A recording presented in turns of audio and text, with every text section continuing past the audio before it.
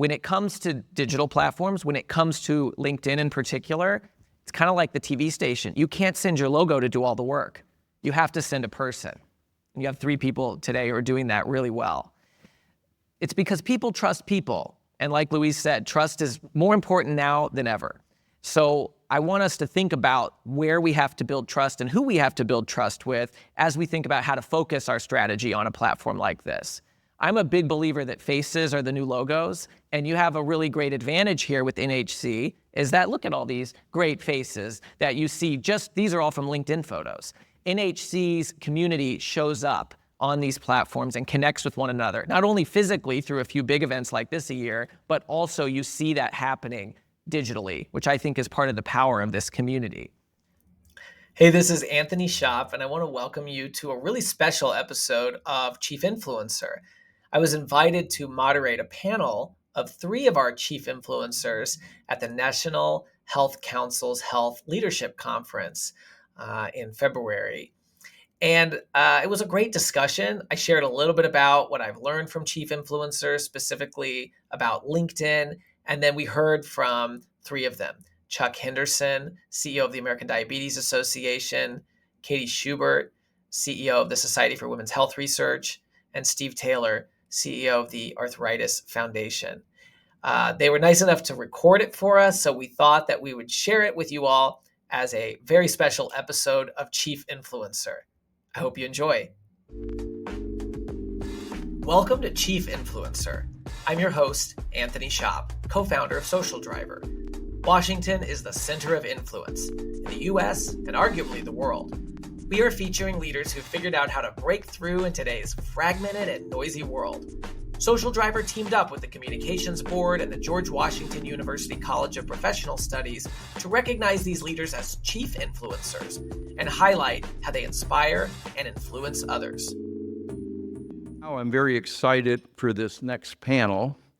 And over the past 2 years, Anthony Schopp has given us a crash course in how to maximize organizational influence on LinkedIn. Today, he's back to moderate a panel featuring members of the NHC who have put these skills to use and become chief influencers. I know that I have been trying my best to become a chief influencer. I guess I haven't achieved that title yet, but I'd like to ask if all of you could connect with me on LinkedIn, perhaps as a first step.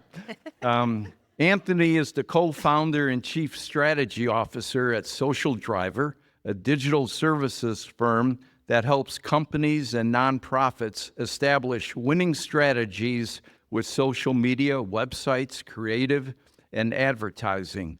A former newspaper reporter, Anthony was the first new media professional elected to the National Press Club's Board of Governors. He will be joined today by Chuck Henderson, Chief Executive Officer for the American Diabetes Association, Katie Schubert, who's the President and CEO for the Society for Women's Health Research, and Steve Taylor, who's President and CEO of the Arthritis Foundation. Please welcome Anthony, Chuck, Katie, and Steve. And Anthony will moderate. So turn it over to you, Anthony. Thank you. I will connect with you right after this if I haven't already. Well, I'm thrilled to be back here for my 3rd year in a row and our 1st year for Social Driver as a sponsor. So just really love the work that the NHC does.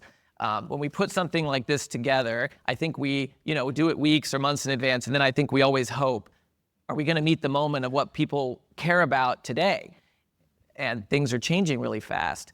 And I was listening to the remarks from Louise. She mentioned tools and inspiration. And I said, oh, good. We are going to do that. You're going to get some tools this morning and also inspiration from these 3 leaders. She also said that number 1 of her 3 points was that trust is more important than ever. And I think that's absolutely right. And we think about where we build trust. It's not just with the logo of our organization, but it's through our people. So that's going to be a part of our focus today. So I'm going to just share a couple of quick highlights, and then we're going to turn it to our panel. But one of the things that I have found working with leaders is, if a TV station calls, they will move mountains to make the appointment to go to the studio. They know they can't send their logo. They have to send a person. But when it comes to their digital presence, they often think, oh, I'm too busy for that. We have a comms person who can post on our company page. And my lesson to them is, when it comes to digital platforms, when it comes to LinkedIn in particular, it's kind of like the TV station. You can't send your logo to do all the work. You have to send a person. And you have 3 people today who are doing that really well. It's because people trust people. And like Louise said, trust is more important now than ever. So I want us to think about where we have to build trust and who we have to build trust with as we think about how to focus our strategy on a platform like this. I'm a big believer that faces are the new logos, and you have a really great advantage here with NHC, is that look at all these great faces that you see. These are all from LinkedIn photos. NHC's community shows up on these platforms and connects with one another, not only physically through a few big events like this a year, but also you see that happening digitally, which I think is part of the power of this community. So I get the privilege of hosting this really cool podcast, I think it's pretty cool, with George Washington University called Chief Influencer. And I've interviewed about 70 different leaders, from the Swiss ambassador to the US, to a couple members of Congress, leaders of big companies, and these folks, 2 last season, Katie's this season. So she's coming up. And we've learned some pillars of influence from these many guests. So I want to just tell you what those are, and then any of you who know me know that a couple things I really believe in are showing, not telling. So I have some pictures, some real live images of these folks in action, but some of you in the room that may not even know you're on my slides. And that leads to my second thing I really believe in, the power of peer pressure. I think it's one of the most powerful forces in the world. So when you see one another doing such a great job, it makes all of us want to step up and do a little bit better. So the 5 things that we've learned about being a chief influencer are these behaviors that we see. The first is that chief influencers recognize you can't have champions on the outside if you don't have champions on the inside. So you have to start in the center. Second is that we live in this world where our professional and our personal brand are no longer completely separate from one another. So we have to embrace the gray and be willing to show up authentically. And that means different things for different people. You'll see some examples of that. The third is we have to share the stage with others. Often leaders say, well, Anthony, I just don't want to talk about myself all the time. I say, perfect. Don't do that. Talk about other people. Celebrate them. Uplift them. That is the best way for you to get your message out. And frankly, it feels a lot better than just talking about yourself.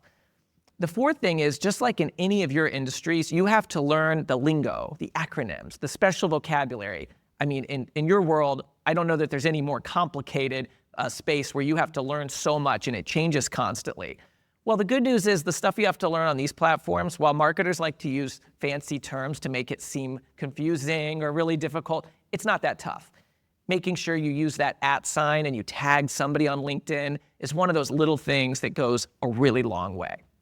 And then lastly, I know that when you see other leaders and they may have a book or a podcast or they're on TV or they have tons of followers, it can be a little overwhelming. There can be this sort of sense of FOMO. And I think the thing I've learned from the chief influencers I've interviewed is that they understand what their goal is, and they just focus on one step at a time toward their goal. And while they use others as inspiration, they try not to get too distracted by it, because we really have to focus on ourselves and where we're going. So one step at a time, wherever you are. If you haven't logged into LinkedIn for a year, that's okay. We're going to tell you a step you can take. And if you're pretty active, like these folks are, hopefully you'll hear something from them that'll inspire you to take a further step beyond. So I want to show a couple quick examples of these folks and a couple others in action, and then we're going to jump into questions for the panel. Chuck does an excellent job on LinkedIn. I found him on LinkedIn actually before we ever met in person. And this is an example of him up on Capitol Hill. And I think you can see that, all these photographs, sharing the stage, the use of hashtags, which is learning the lingo. And you can even see people responding to him, engaging, saying that they're proud of the work that he's doing, even some past colleagues who are now educated about what the ADA is doing because of how he shows up. But Chuck also does a good job of embracing the gray and showing a little of the personal side. In this example, you can see a happy National Family Day with his family. And this got over 340 reactions. It actually did better than the Capitol Hill stuff. And so showing that personal connection is a really good way to keep your audience engaged.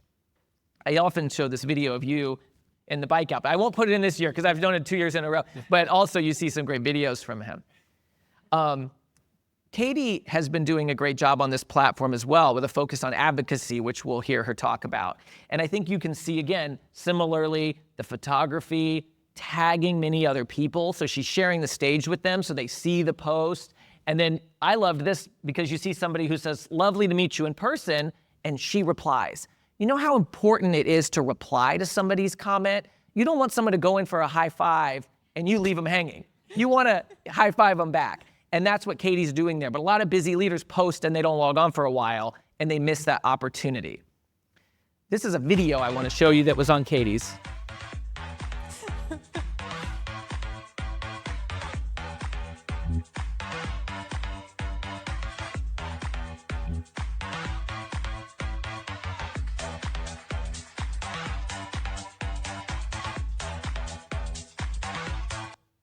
So I just pulled a little snippet of it. Isn't that cool? Yeah. Congratulations.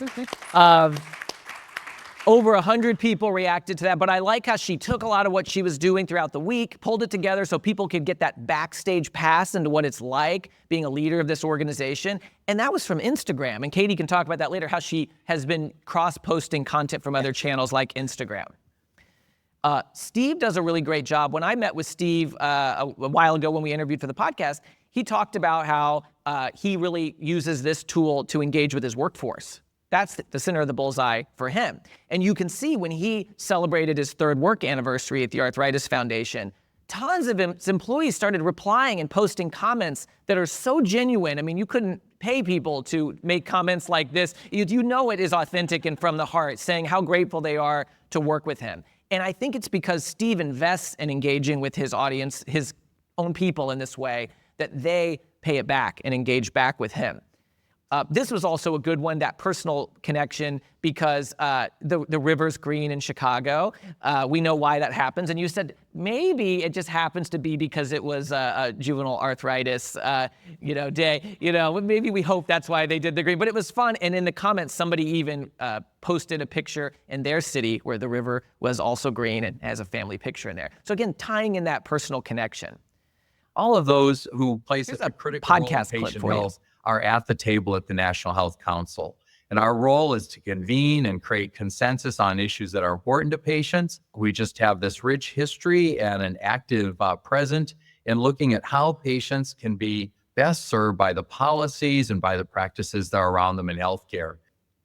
I think what Eric Racine at Sanofi is doing on LinkedIn and with the Patient Advocacy Voices podcast is really unique in the industry, because he's taking leaders like Randy and others and he's featuring them and their stories, making it all about them. If you don't subscribe to it, I highly recommend it, because several of your colleagues in the room have been featured on here. But not only is it effective because people like it, it puts them at the center and it works, it's also effective because you're more likely to notice it if your friends are connected and if it features them. And so then you want to be part of it. And so it's been a really great way to build connections, I think, beyond just coming to meetings like this. So really, really love seeing that. But again, that personal connection, this is when Eric was at the Olympics. I think that's where you got the most likes, Eric, is you have a picture with the Olympics rings and the Eiffel Tower, and did a good job of explaining why you were there and the connection to your company. So I'm always looking for those overlaps. If it's a Venn diagram, where is your personal brand and where is your company's work, and how can you find that intersection? And that's where you often see that big spike. One other video I want to show you. This is Dr. Gene Wright from the COPD Foundation. I'm up here at about 9,000 feet, and you can tell I am clearly short of breath, which just reminds me of what our patients feel every single day. Isn't that powerful, that story? Great job, Gene. She's in here. Where are you in the room? There you are. Yeah, we were chatting in the hallway, and she told me about this, and so I had to find it and include it because I thought it shows that personal connection. She got, almost 200 people to react to it, but she ties it back to the work that her organization does, and you can even see people's reactions to it in the comments and how powerful that was for them. So those were, again, I had to always pull some examples and stalk people in the room. I could just do that for like 2 hours because there's so many good ones for this community. This episode is brought to you by the George Washington University's College of Professional Studies. With in-person and online programs ranging from master's degrees in public relations strategy to certificate programs in digital communications, GW offers more than just the credentials to help working professionals get ahead. It prepares them to be leaders in their field. I'm a proud GW graduate myself, and I can attest that the faculty members combine academic rigor with real-world lessons that can't always be found in textbooks. Check out cps.gwu.edu for more information. What I want to do is turn it to this really tremendous panel that we have today. And the first thing I want to ask is, each of you has really invested in building your presence personally, but especially on LinkedIn. And everybody in the room is so busy, they want to know, what's the ROI? Why are you doing this? Where are you seeing results? So Chuck, I'd love to start with you. How do you see the ROI of investing in your personal brand on LinkedIn? And do you have any examples you could share with us? Absolutely. But first of all, thank you for having us, in this esteemed panelist on here. And so I've done a lot in my life, but I'll tell you, this is a bucket list moment for me because when I met you a couple years ago at the NAC and you showed my profile, like I really love LinkedIn. I was one of the first users on LinkedIn back in like 2004. And so for me, it was like a validation that I finally did something right in my life. So thank you. But, from a personal branding standpoint, and as you mentioned, it's absolutely not about me. If you look at everything I post on Facebook, on LinkedIn, it's all about somebody else. I'm promoting the ADA and promoting, our staff and our teams and our partners. But I will tell you, one of the most, I would say seminal moments was probably about a year ago, and a potential funder reached out after watching the posts and the social medias and the things that I do on LinkedIn. And say, Chuck, we watch you in the organization build, and we think that you guys are doing some really good transformational work, meeting people where they are in the community, and we would love to talk about a potential partnership. And so fast forward to right before the holidays, and so when you talk about an ROI, it was a $13 million ROI. Wow. And so that happened. I can't say the partner, but I will tell you though that it was because of the activity on LinkedIn and the positivity. And so, did I set out to do that? Absolutely not. But when I became CEO at the ADA, they said, "Well, Chuck, what do you want to be known for at the ADA?" I didn't talk about business. I said people, talent, and culture. Because when I took over at the association, employee engagement was down at our lowest levels, right? And so, I want to build a culture where people want to embrace, and have a positive, and lead with empathy and insight. And so I think that, LinkedIn has also been a great retention and also an aggregator to actually bring on talent at the ADA as well. So. And you mentioned the employee engagement. I think for folks who don't know, when you joined, the Charity Navigator score is something you keep an eye on, and it's gone up a lot. Yeah, and so again, it takes a team, it takes a village. My COO, Charlotte Carter, is sitting out in front, and so yeah, it was a 2, and it was teetering on going down to a 1. And so obviously we've upped our game in transparency and different things to get the score up. But yeah, happy to say that it's a 4. We just want to keep it at a 4. So yeah. So the online reputation piece is important for the brand, like the Charity Navigator, but through what you do as the leader. And I think hearing that you attracted a funder, that obviously there was a lot of other steps that went into it, converting that to a $13 million investment is huge. Thanks, Chuck. Mm-hmm. Katie, I want to turn to you. So I know you're based in DC. You do a lot of advocacy work, and LinkedIn is a part of that for you. We got to see the video of the day in the life where you were going all over the United States.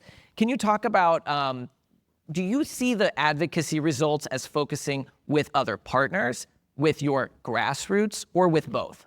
Yeah, so thank you for that. I would say last year I sat in this room and all I wanted was like, okay, I have to focus on LinkedIn. I want to have my profile on Anthony's slide. So be careful what you wish for. And it was really daunting, right? Like, how do you really think about this and how do you put the time in to do it? And I remember thinking, God, Steve's so good at it and Chuck's so good at it. How are they doing it? But it's possible. But I think for us, thinking about how we can activate the folks both inside of our current circle, but also outside of it. I mean, the access to people who we wouldn't have had access to before, to motivate them to do something, or if we see that they're doing something that we want to maybe get in on or help them with, has been really important for us. So on the grassroots side, getting us out with audiences. We're not a membership organization at the Society, so we don't have a natural grassroots network. So this is a way for us to activate folks who we would like to have in our network. But also on what I would call, as a recovering lobbyist, those grass tops, right? Like, how do we get other people to engage with us to carry our messages forward? Or if they're going to the White House or the Hill, can we help incorporate some of our messages there? So I think it's been really important to use LinkedIn that way. Thank you. That's great. And do you want to just say something, since we showed that video, but you told me that actually came from Instagram? That's a really good trick about how you're using not just LinkedIn, because there's other platforms. Can you mention a little bit about those too? Yeah. So first of all, it was really scary to make that video because it's like, am I doing this the right way? Am I going to embarrass my teenagers? Yes. You will, and you'll hear about it. Also, don't put so many selfies on your photos. Like, I don't know. So I know Instagram, and so I know I was using it for personal use, just sharing my family and putting up stories. So I knew how to make a reel. I don't know how to do TikTok. And then I thought, I wonder if I could put this on LinkedIn, because it showed a lot of the really cool stuff that we were doing. And they actually made it very easy. I was able to download it and then just reshare it onto LinkedIn. I didn't need to make two different things or two separate posts. It actually made it very easy for me to do. Yeah, and I just think that's a really creative example of thinking about the different channels that you have that work for you, because you may have a blog or you may have, video content from somewhere else, and there are ways to repurpose that. And LinkedIn right now, if you don't know, is really pushing vertical video. They are promoting vertical videos, so if you post one, more people are probably gonna see it, just because that's something that they're really pushing to compete with other platforms. So the fact that you got a vertical video on there, but you did it by sort of hacking the system and using something from Instagram, I thought was really impressive. Okay, I wanna turn now to you, Steve, and you're thinking about influence is not just on the outside, but it's also on the inside. And you even told me kind of a story about the way you thought about influencing inside physically and digitally when you came into your role as CEO at the Arthritis Foundation. So can you share a little bit about your approach? Sure. So if you all know me, this is my 22nd National Health Council conference. So I've been around a long time.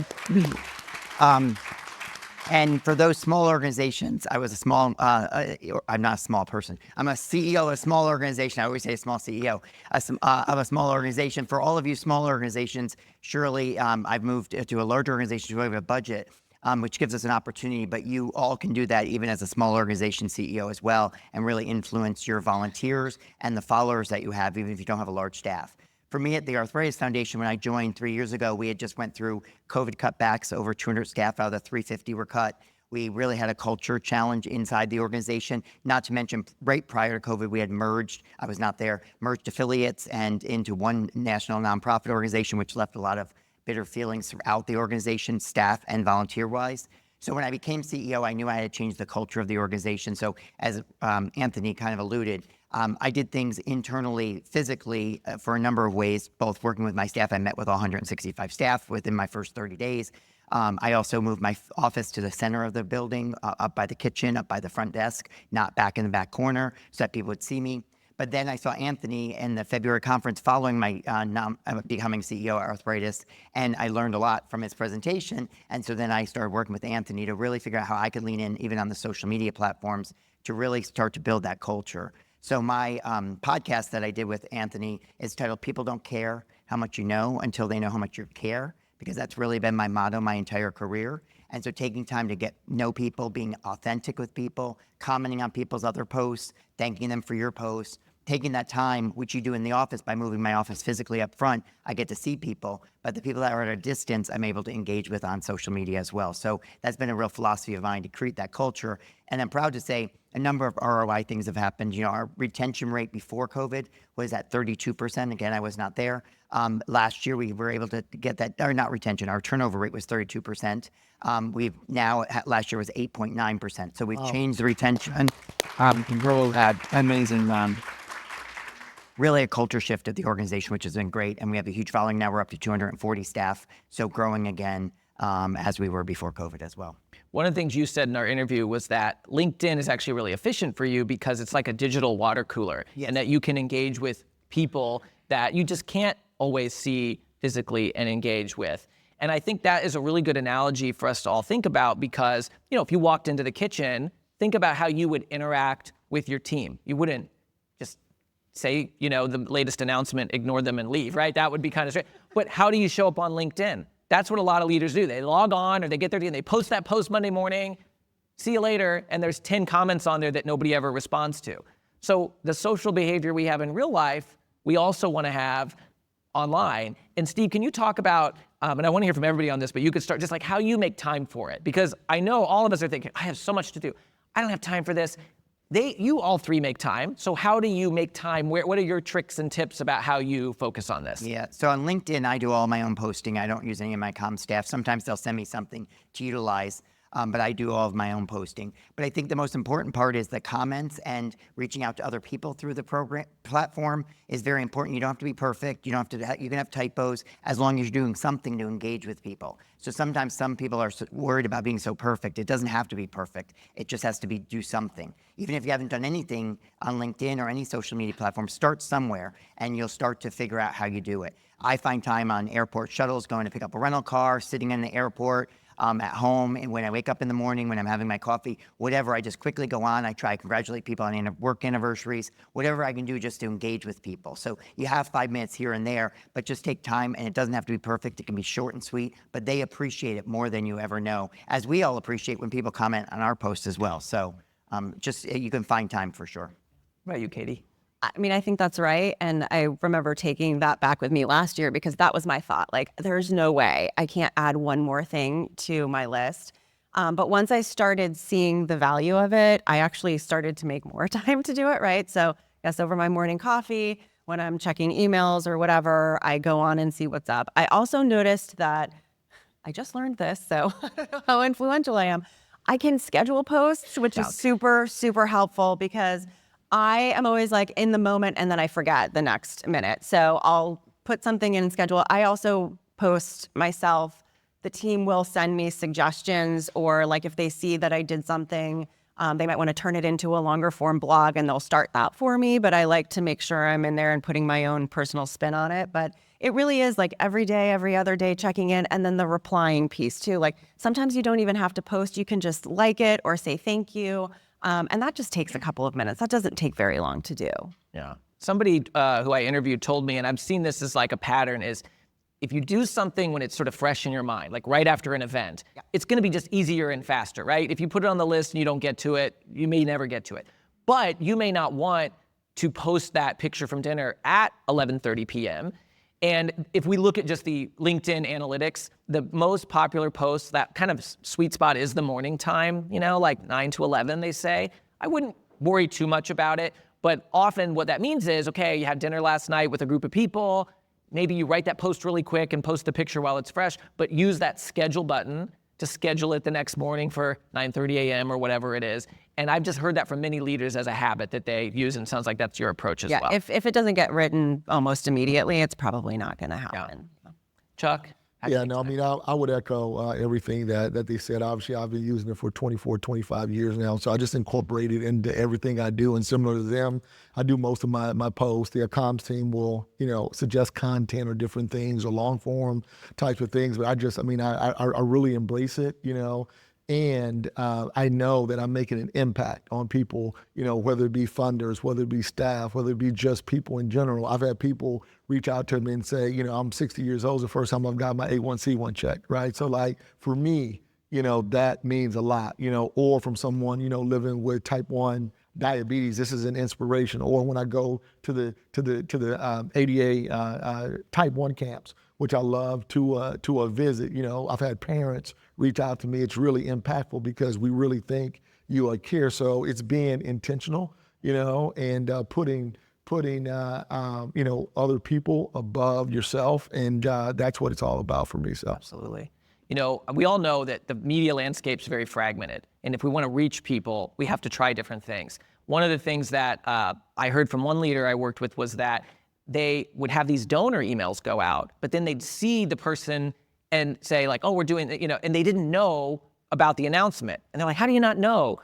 You're on my email list, but this person gets thousands of emails. Sometimes it puts it in the promotions tab on Gmail. And so they started posting more of these announcements on LinkedIn, and they realized that some of the people who aren't so good on email are good on LinkedIn. Vice versa. Some people may not be on LinkedIn, but they might be good at email. So just finding this as, it's not going to be one size fits all silver bullet, but the example you gave, these are people you're able to interact with on LinkedIn that may not be paying attention to those other channels. Yeah, and one thing I just want to add, I think I brought it up earlier, but I mean, even from a talent recruitment standpoint, when I first got to the ADA as Chief Development Officer in January of 2020, Charlotte can attest, I couldn't find anybody to come want to work for the ADA, right?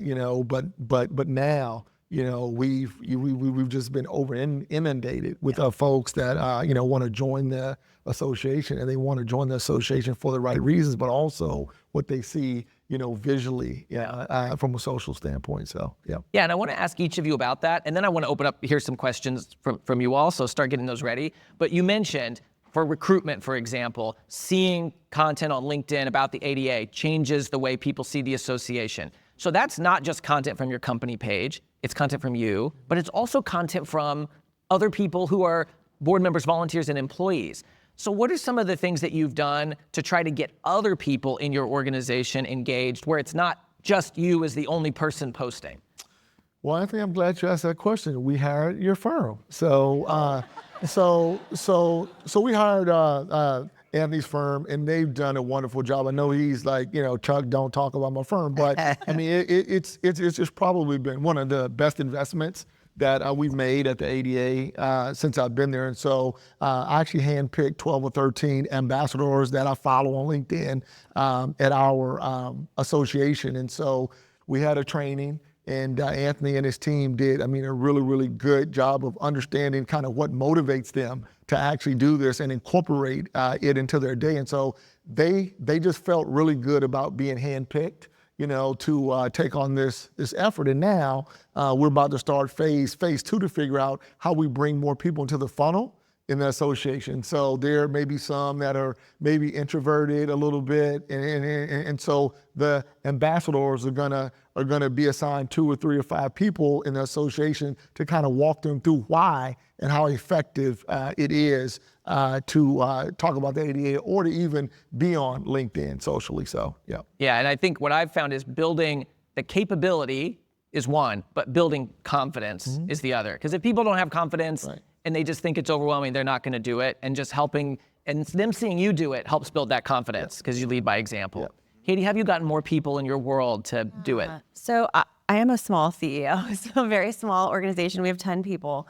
And not a large budget. And so we had done some sort of internal training, if you will, right? Like I sort of did a lot of reading on what I wanted to do, took a lot from the NHC meeting and Anthony, and looked at what other people were doing to say, I would like to emulate this, and this is how I want to interact. And then we begged somebody that we knew in PR to come and do a lunch and learn for our staff for free. And they did. And then we sort of challenged ourselves. Okay, are you going to update your bio? Are you going to aim to post X amount of times a week internally? And then we also have started with our board members and our working group members, giving them template posts. And they love it because they can just easily copy and paste. And, here's the photo that we took at this meeting. Because we realized we weren't doing that, right? We're really proud of the work that we do, but we're moving so fast that we're not talking about it outside.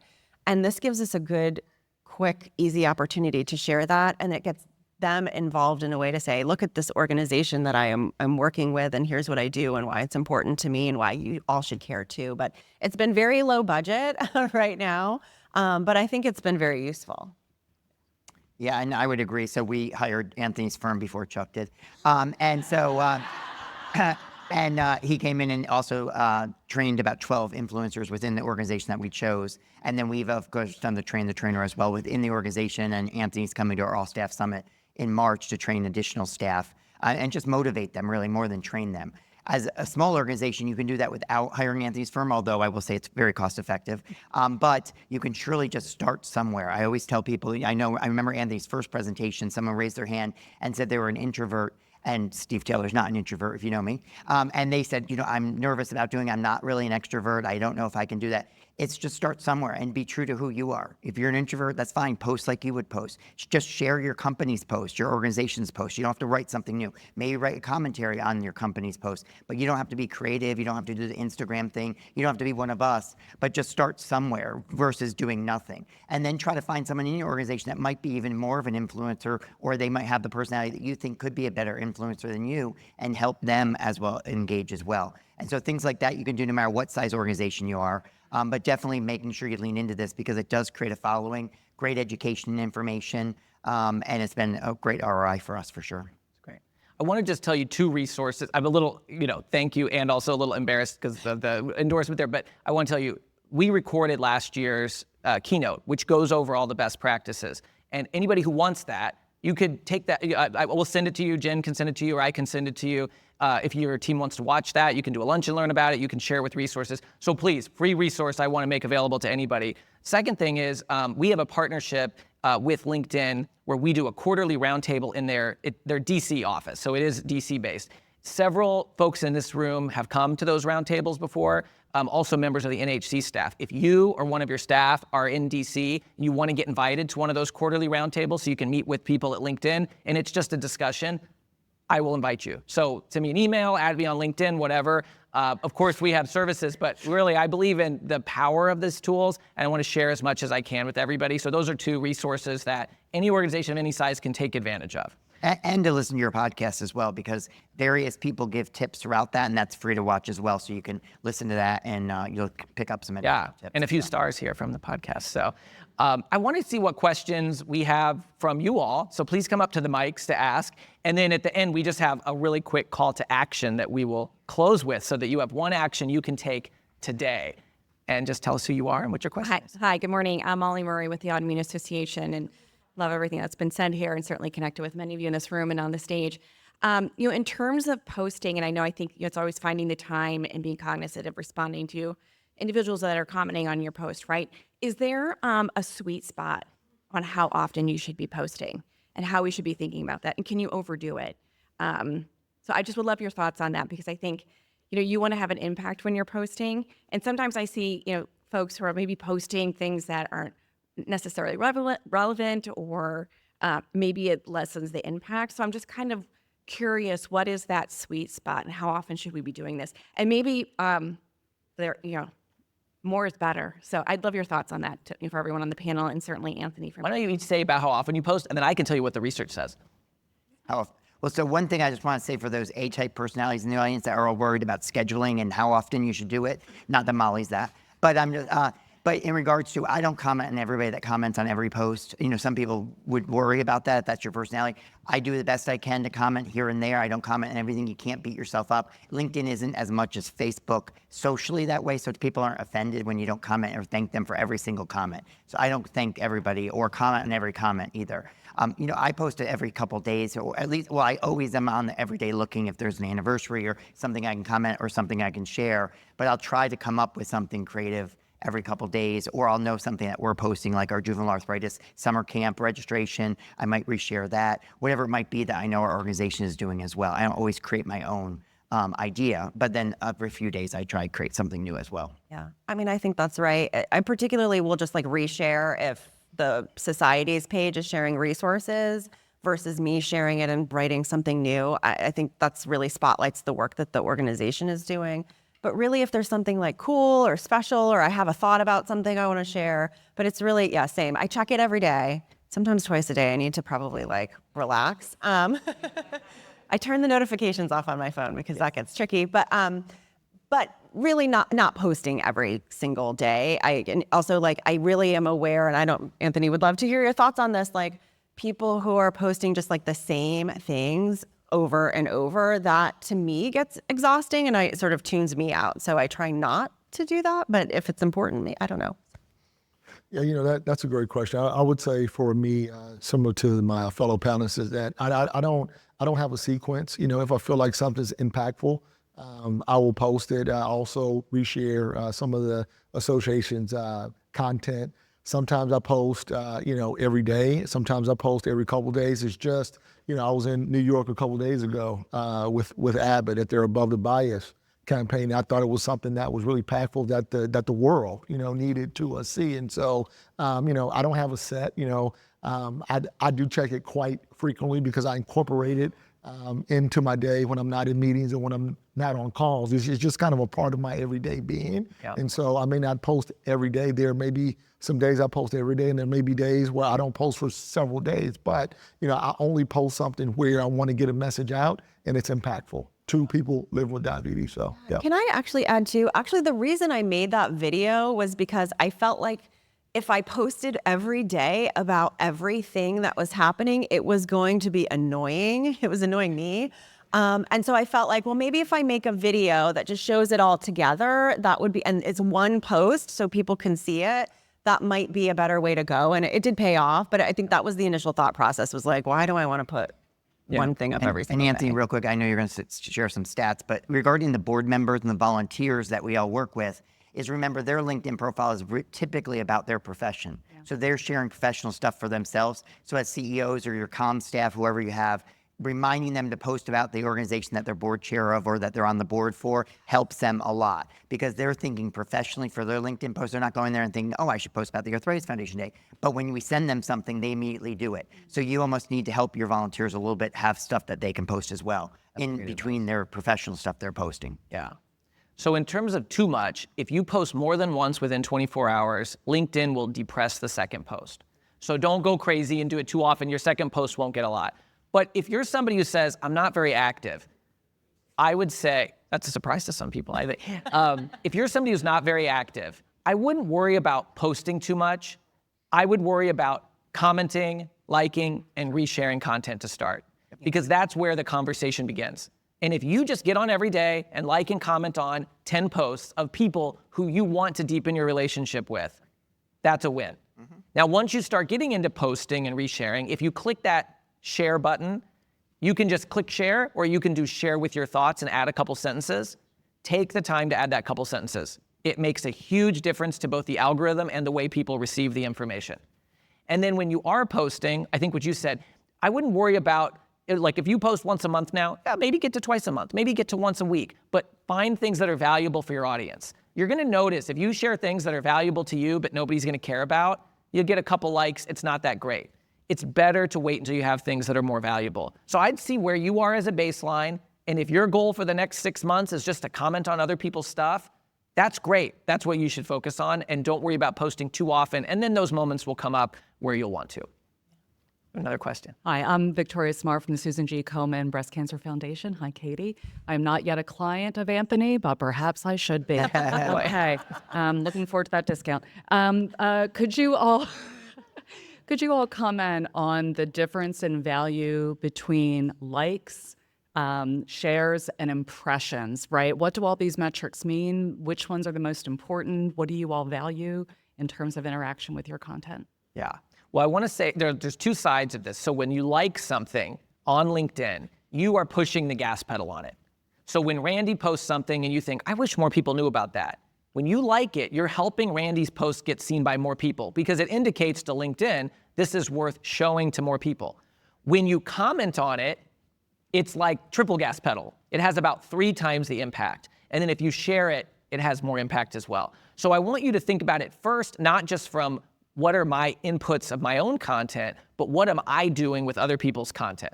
Now, on the flip side, if you have a post and it gets 10 likes versus another post that gets 100 likes, it's telling you a couple of things. It's telling you that your audience it's resonating with them more. There's a higher rate of engagement. So you're probably doing something right to get that reaction. So to us, it's gonna indicate that. But you don't wanna be obsessed with those metrics, because each one is just an individual data point. When you go into your personal profile and you look at the metrics, if you see that over time you're getting more impressions, you're getting more engagement, you're getting more followers. These are indicators that you're building your audience. But I think it's really important for us to think about, just like here, you're not going to come to an event like this and just hand out your business card to 150 people and leave. That's probably not going to be a really great strategy, but you go home and go, I gave out 150 business cards. Isn't that great? Well, maybe not so much. You have a couple great conversations, and those folks ask for your business card. You can follow up and deepen the relationship. And that's what you're looking for, the engagement in the comments. Comments are going to push the gas pedal more. And if you tag someone, like you tag Randy, and Randy doesn't log in and like or comment on that post, Randy's pushing the brake on your post. He by doing nothing, he actually had a negative effect. So when somebody, I know, I'm sorry. Randy. But I tell you that because if you're tagging a bunch of people who never log on to LinkedIn, or some giant company that, their policy is they don't engage with your post, it doesn't really help you. It's better to cultivate the relationships that are the ones that matter. Yeah. Do you have anything you want to add on that before we do our? No, and I would just Google tips in regards to how to tag or how to hashtag, because you don't want to hashtag somebody, you want to tag somebody. So just make sure. And also the one thing I've always talked about is stay true to who you are. Chuck and I lead with our heart and maybe our family. Other people, you're not going to want to do that, and that's fine. I lead into my family. One of my pictures was my son there in Chicago where he goes to college. But if you're not that kind of leader or volunteer, or you don't do that professionally, you don't have to lead that way. Lead who you are, because being authentic will get your followers more engaged. They'll realize who you really are. It doesn't have to be like somebody else. So I know we have more questions, but unfortunately they are telling me we can't take it. But if you post your question on LinkedIn, we promise we will answer in the comments. We will all do it. And I just want to close by saying, what can you do right now as a next step? Number one, make sure you are following National Health Council on LinkedIn. Number two, see that little bell in the corner? Click that and say, I want to be notified about either all or the most relevant posts. But I say, why not all posts? Because it's so important that you want to engage with what the NHC is doing.